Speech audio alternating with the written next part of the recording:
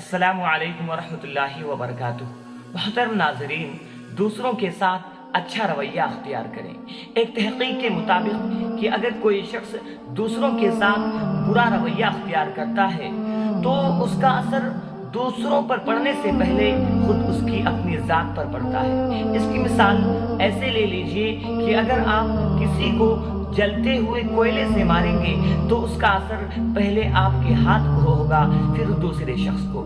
لہٰذا اپنے زبان سے ایسے الفاظ نکالیں جو کسی شخص کے دل آزاری نہ کرتے ہوں، کسی شخص کو برے نہ لگتے ہوں، کسی شخص کو اس سے پریشانی نہ ہوتی ہو، کیونکہ اس کا اثر سب سے پہلے آپ کو ہوگا، پھر دوسرے شخص کو۔ اور سوچ سمجھ کر بولیں، تصور کر کے بولیں، ناپ تول کر بولیں، کیونکہ کمان سے نکلے تیر اور زبان سے نکلے الفاظ واپس نہیں آتے۔ لہذا سوچ سمجھ کر بولیں، خوش رہیں، خوشیاں بانٹیں۔